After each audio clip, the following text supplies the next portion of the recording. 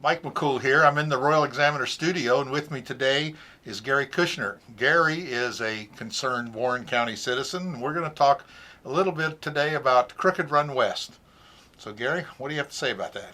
Well, I'm opposed to the current proposal, Right, and this is actually the third proposal. The first proposal was the commercial development that was reasonably successful, but it didn't get the expansiveness that they were expecting. I remember they were talking about Kohl's and Penny's, and they just had a big wish list of every major Fortune 500 department store, et cetera, was coming to Front Royal. And there's nothing wrong with that. The county citizens needed some retail.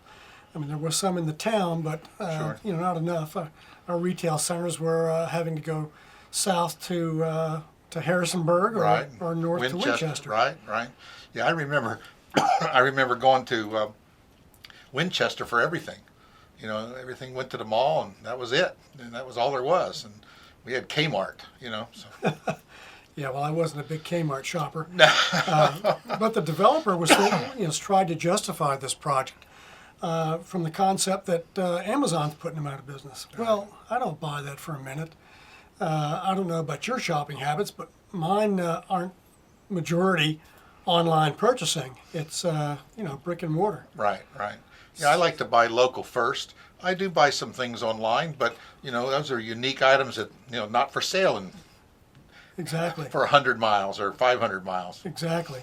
And I try and go to the local town businesses as well, because those business owners tend to have a lot more knowledge about the products that they're marketing. Right. So I prefer that, and I don't mind spending a little bit more. Right. Keep them. They say every dollar you keep in the community comes back higher than the dollar you spend. Just an advantages and the jobs it creates. They recycle that dollar over and over again. Well, I'm happy to support them when I can. The whole issue with me is that I moved out here from Fairfax County in 2005, and I wanted to get away from the high taxes and the traffic gridlock, the chaos. Right. And I found that in Warren County. Right. So I moved into Browntown and have been enjoying it here, but it seems like we're moving more and more towards the direction of Fairfax. Right. Well, or Fairfax is moving towards us. I mean, Probably both ways. It's always that. I was driving the other day. I was on Wednesday. I drove out to Linden around 4 o'clock, and literally traffic was backed up from Commerce Avenue to the town limits. One car right after the other coming into town. Part of that is because the town several years ago reduced the speed limits. It was 35 through there, and they've got it 25. Right. I don't know whether they did that because they wanted more revenue, or whether they thought there was some type of a safety reason that made it necessary. Right. I think it's probably more of the former than the latter. Right. But back to this Crooked Run West, because I agree with you. But we all moved out here. Of course, I moved here 40 years ago, and we had one traffic light between here and or no traffic lights to go from here to Winchester. We had a flashing light at Double Tollgate. Now there's 22 lights. We had 2 traffic lights in town when I moved here back in '75. So a lot of things happened over the years. Of course, I don't want to be accused or anybody to say, well, now that you're here, we want growth to stop. I think we all know that we have to have some sort of controlled growth in order just to keep thriving as a community. you know what I want, though, Mike, is I want organic growth. I want the unmanaged growth. Right. When people buy property, they know what it's zoned. Right. So I don't want the county to become an investment source for somebody outside, and that's what we have here with Crooked Run West. The most recent proposal is for 750 apartments. Right. And one of the things that I consider that contributes to my quality of life is the density of development, and the second thing is budget. Right. And we've seen the budget increase in Warren County constantly. The last 6 years we've had real estate tax increases, and I just don't want to keep doing that. I can probably afford them, but there's a lot of people that are on fixed income in Warren County, and it puts more of a burden on them. It gives them less surplus income, and therefore reduces the opportunities they have to go out and eat and have other recreational activities. Well, one thing they talk about Warren County of being, and especially Front Royal, of being a high rental area. we're way above the state average of the amount of rental or transient individuals. So adding one of this proposal that they're talking about is basically that would all be rental. None of that was for sale. When I was talking to the developer, they're going to build it and manage it. And so you would be adding another 750 apartments plus the senior part. Well, now it's 600 apartments and 150 Right, so apartments. 750. Senior, it's actually what they call age restricted. Age restricted, but there'll be rentals. But they'll be rentals. And so we're looking to add another 750 rental units to our already, and they're not going to be low income per se.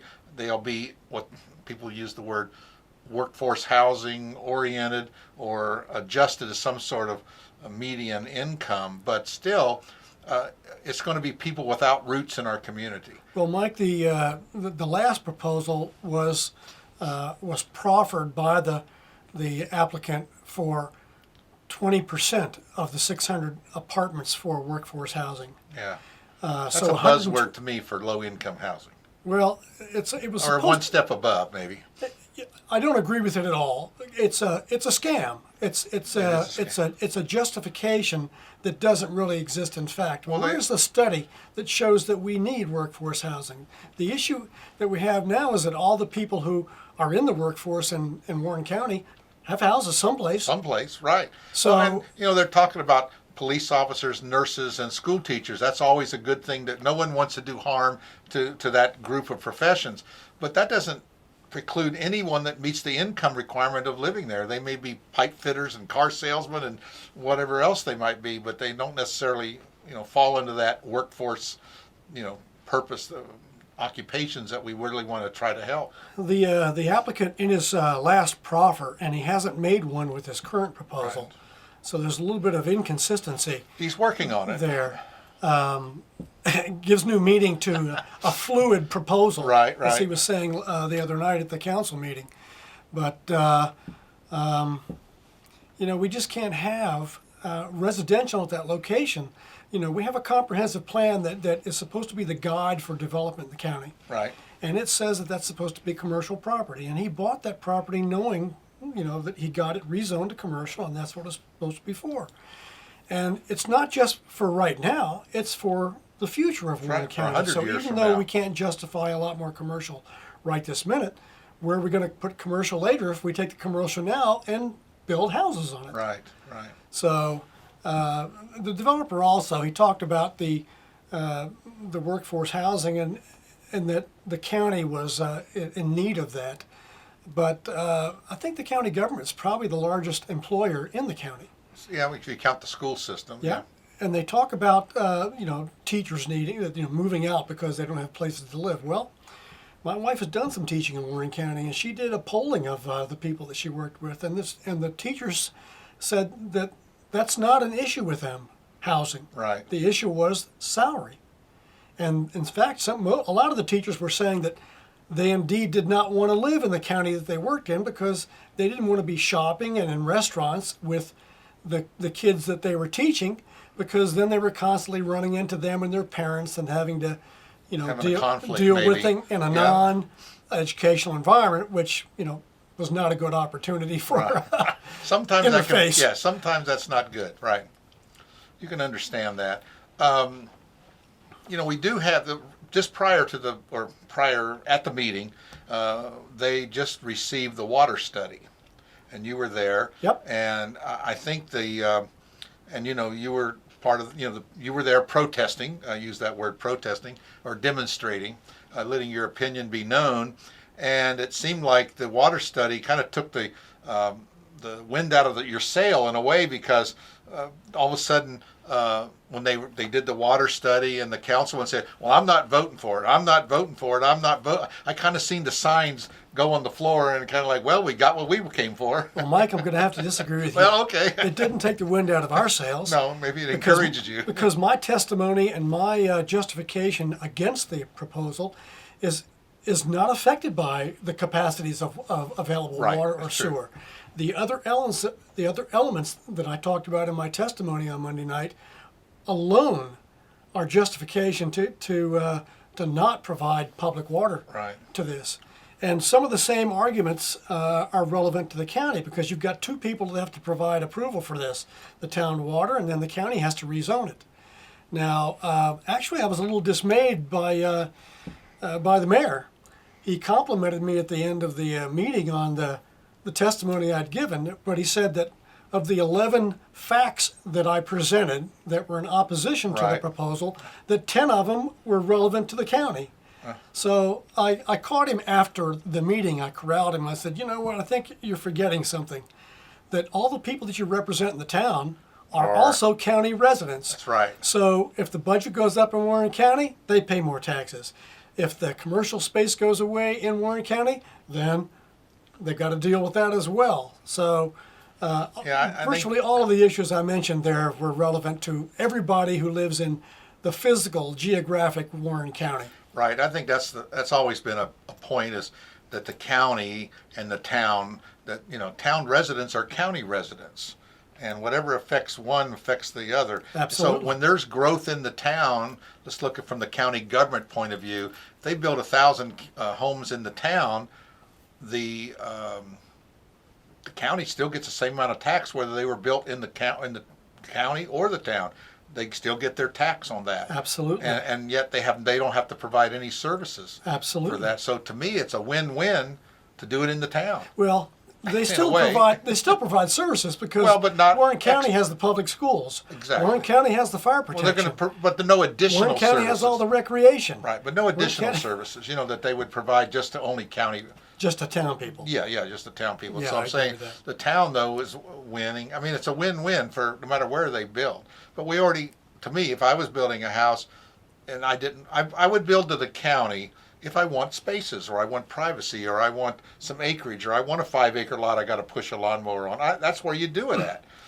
If I want to live in a community where I'm close to schools and churches and shopping, then I move into town. If I want to just turn my spigot and I don't worry about wells and septics, I move to town.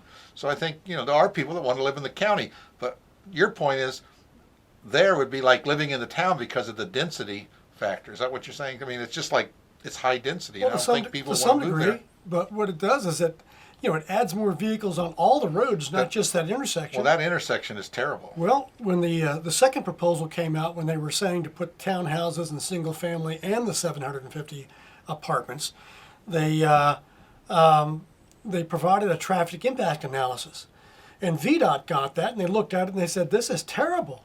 And just to kind of read from what they said, the response from VDOT, they said that. While the revised rezoning proposal from commercial to a mixed residential reduces the total traffic generated by the site, the previous proffer for the parallel collector road has been eliminated. So the traffic wasn't going to all be at that intersection before. Right. That was their claim, that people are going to drive 10 miles out of their way to not go through that intersection. Well, I never. it wasn't even that. There was Right. going to be a collector road, and they were going to come out farther up, another intersection. It says, which now forces all development traffic to the 345, 22, 655 intersection. I think 655 Is that is entrance? Crooked Run Right. Boulevard. And then they say, there are no physical mitigations proposed, which means the modified adjustment for the single-family homes, townhouses, and apartments, that they've done nothing with their traffic proposal to accommodate that change. And then they say only an adjustment to the signal cycles, lengths, and timings. And they conclude with, this results in an overcapacity situation and a failing overall level of service, an F for this intersection. Yeah. So by proposing another amendment in saying we're going to eliminate the single-family homes and the townhouses, which is only 275, Right.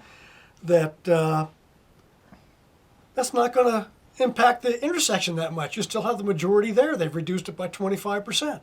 Yeah. And it's already a hazardous intersection as it is. And another element is when they introduce the pedestrian factor, because it's all Right. commercial now, And very few pedestrians, almost zero. almost zero.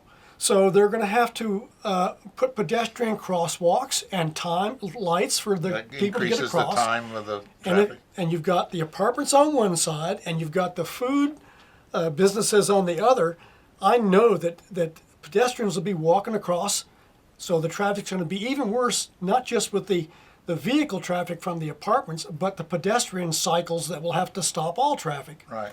And you know what's going to happen there? I bet anybody money right today that if they allow that to happen and they put those 600 up there, that sooner or later some mother is going to be having a stroller with a kid in it and one in her arm, going to be going across to the food stores, and somebody's going to be driving and texting and not paying attention to the lights and is going to run over somebody there and kill them. Right. Well, And then the people who approve this will be culpable for it. Well, I've stood out there many times, and I keep saying, well, I'm bringing the camera out here because every time the light cycles, there's at least 3 or 4 That run cars it. that run the red light. Absolutely. I'll tell you what I do.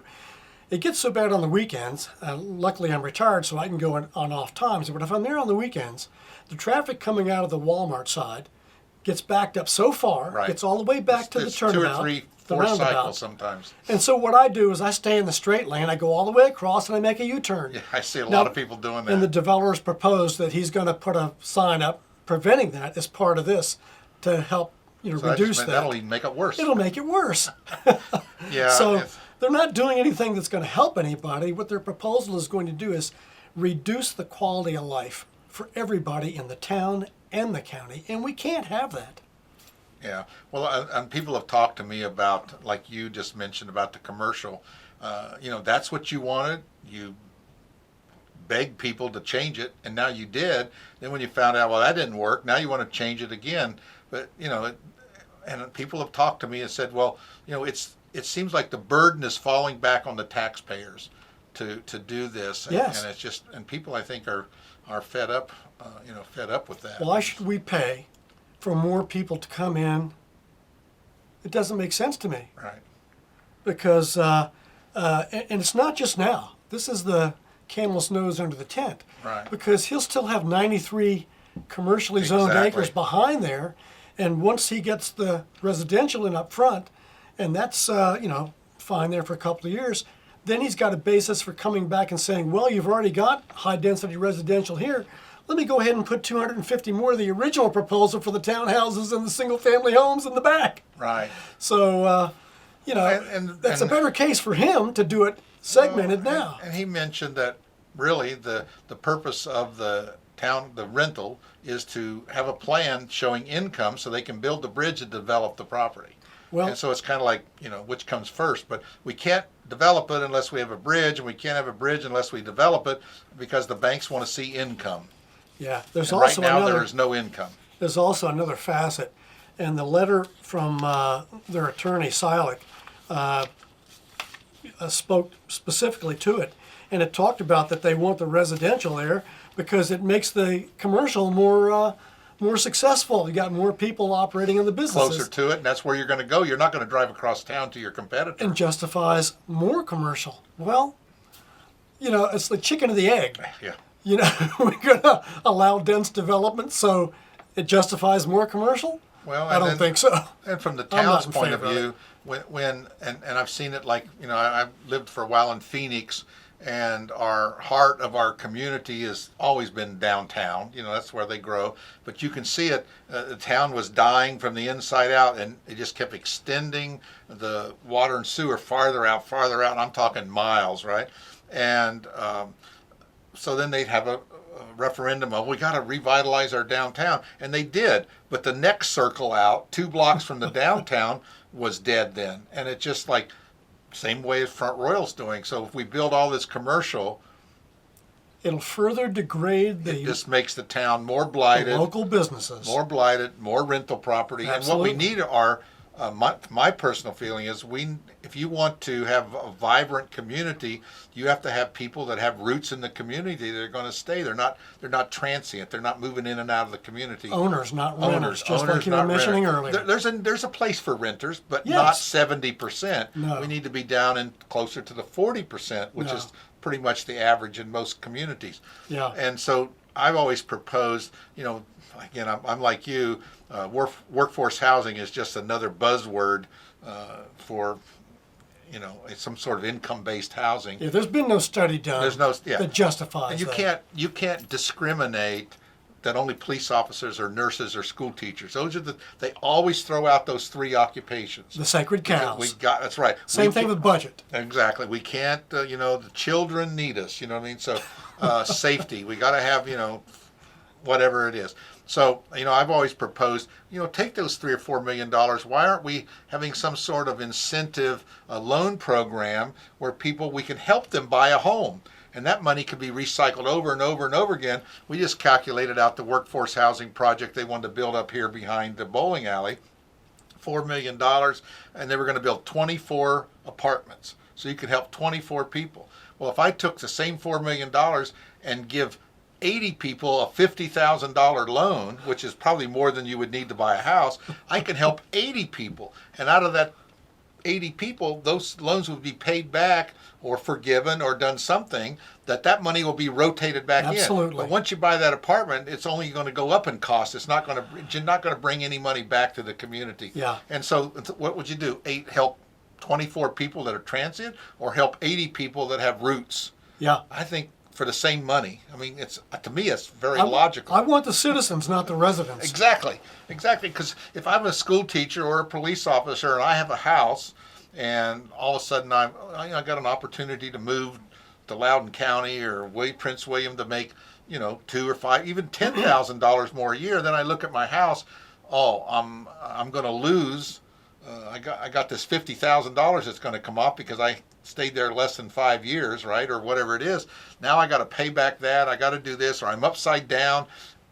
It's going to cost me money to move. Mike, the firefighters and the teachers, if they wanted the higher salaries, that's where they could apply for those jobs in those areas because they always have openings. Always They have openings. want to be here because there's a quality of life that they right. get here that they don't get there. And instead of traveling several hours on the road a day, that's time they can spend recreating and home with their families. Right. So it's a conscious decision, I believe, for them to be out here with lesser income opportunities.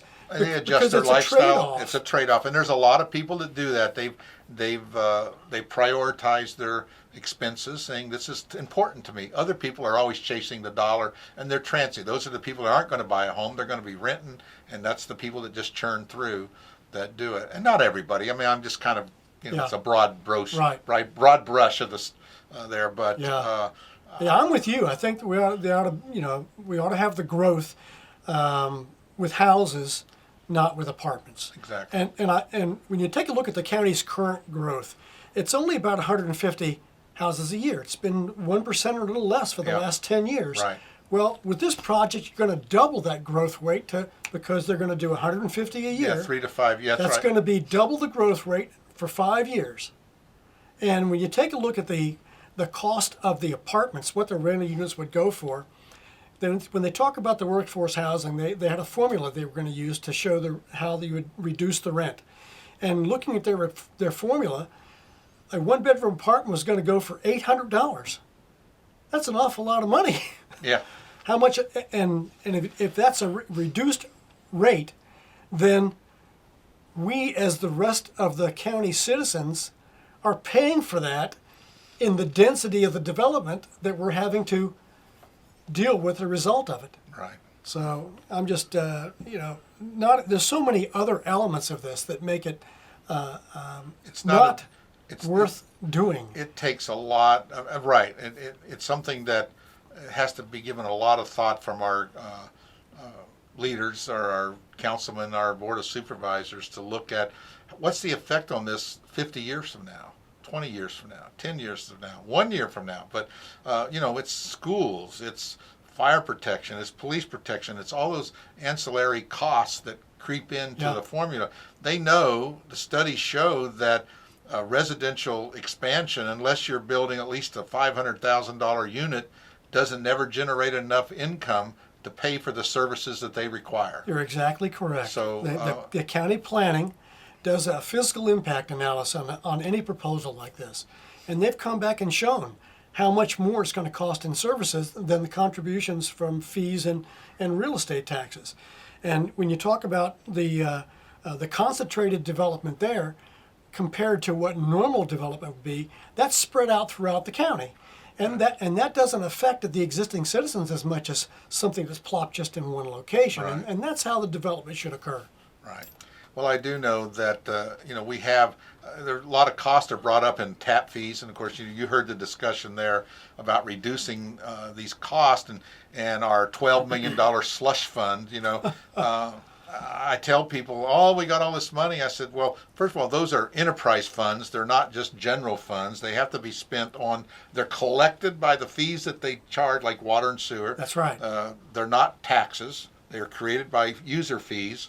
But you need to buy something like the electric department. They need a power transformer just blew up with the lightning.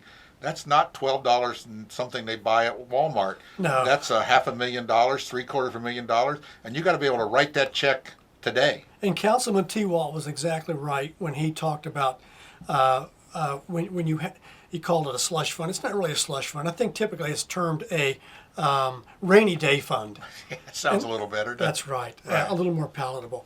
If you're a private citizen and you have savings, you don't go out and spend that savings. You're saving it for an expense you know is going to happen. You don't know what it is and when it's going to happen. What we know it's going to happen. It's going to happen. You don't want to spend that money. But if they were to spend that money, why would they spend that money to just give it back to one little special interest group, the developers? That rainy day fund is there for all of the town people and not just the 20 developers who want to build a house. It's taken us a lot of years to have that money there. In fact, my personal opinion is I think we need more. But it's like an elephant. How do you eat it? One bite at a time. And that's how that money was collected. Small little bites that really are regulated by the state. They didn't just go in and arbitrarily have some large fee. They started overcharging people. It's the formula that's been worked out over years that is known that this is what you need to run an enterprise. And but to call it a slush fund and to make light of it, to me, is just not being very responsible. I think there's some background to that, Mike, that I'm just not aware of since Right, I've been here 15 years. Oh, But yeah. when you talk about the tap fees, there's a couple other elements too. Giving the money back to developers, do you think for a second the developer is going to take that extra money and reduce the price of the house? No, he's going to put it in his pocket. Prices of the home are determined by market. It doesn't matter what you spent to build that house. You could spend $300,000, but it's only going to sell for $250,000. Or you could spend $150,000 to build it, and you could sell it for $300,000. Has nothing to do with the cost of building it. That's true. And for the people that bought new houses recently in the last several years who paid the higher tap fees, now they're not as competitive if the developer wants to reduce the price to make his new home more marketable. Then the person who paid the higher tap fees is not as competitive. So they're at a disadvantage because they paid the higher tap fees. Right. Now, and most people don't even know what they paid in tap fee because it's embedded. It's embedded in it. No one knows. And like you say, I think that's a bogus argument that we're going to build more houses because we're going to knock $5,000 off a $300,000 house. Well, these 1,925 residences that are in the planning and development process in the town now, they just need to do a little bit of study and find out why there hasn't been more progress on that. Because we have a urban development plan that the state made us do some years ago, and the county and the town got together, and they agreed that the development should occur in the town, any substantive. Well, and the town did a border adjustment to bring those lots in. Exactly. Out here off Happy Creek Road. And the county was willing to let them annex that, to give up the real estate income from that, because it fit right into the urban development plan. It met the requirements. And yet, that hasn't been developed yet. But why? There's not a There's demand. some reason. There's not a demand. Well, part of it is demand, but I think there's some other reasons as well that you and I just maybe not be privy to. Well, it could be that too. But it's not tap fees, and it's not water rates. It's not tap fees. It's not water and sewer rates. There's enough water. Well, everybody complains about it, but we still have we're in the top 10 as far as being in the lowest rates of our utilities in the state. So I think that, if you live in town, they're high, but they're high for a reason. We have a lot of baseboard heat. We have people that are in older homes that developers insulated as well. They weren't insulated as well, and builders in the past, they say, well, track homes aren't built as good, but they're engineered. Sure they are. And they are really built better than I They think. Every little thing has been calculated into it, but they factor in the cost and what the market will bear. But I remember years ago when I was looking at homes out at the golf course area, right? And that happened to be the nicer part of the homes built in the county. Nothing in town was really being built like that. But they all had baseboard heat. It's terrible. You want to put it Expensive back then as the hell. houses. They were putting houses that were selling back then at $250,000.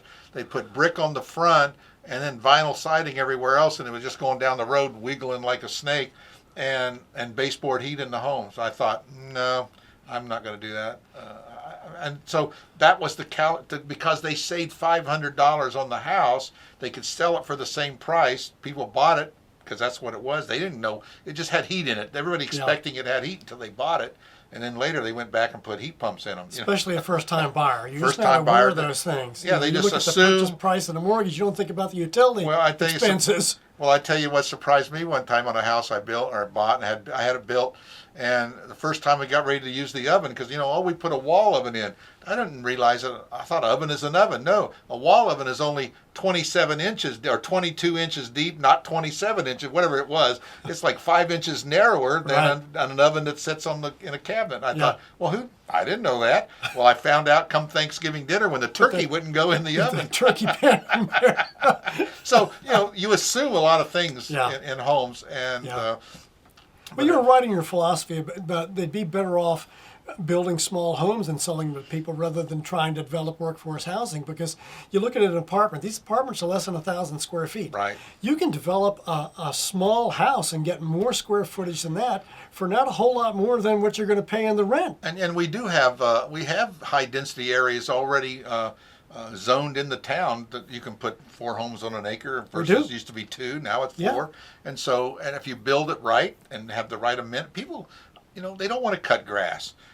They're commuting. They want a little yard, but they don't want a big yard, and they don't need swimming pools. That's not what they want. They want a 1,600 square foot house, 2 or 3 bedrooms, plenty and for a small family. I went out to Lake Frederick and beautiful homes, but I'm thinking they sold their home in Arlington for $800,000, and it was 1,200 square feet, and they moved out here and bought a 4,000 square foot 4 level, and they're 70 years old. I'm thinking, it looks great on paper, but you got to furnish it, you got to clean it, you got to heat it, and then you got to walk up and downstairs.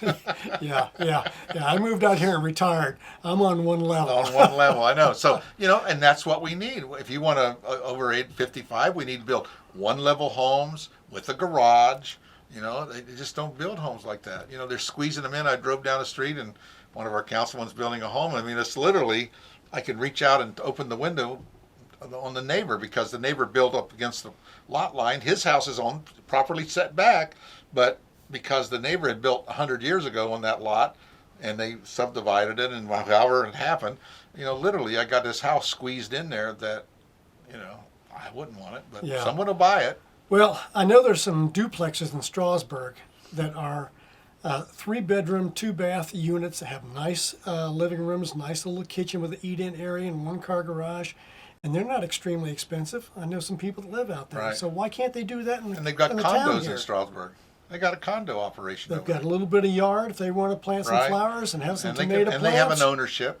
They have an ownership. Right. So and they're going to keep that place up a lot better and not throw trash out in their front yard and stuff. Where apartment, tend to have less investment in the place that they live. So you see them tend to be run down quicker than houses would. Right.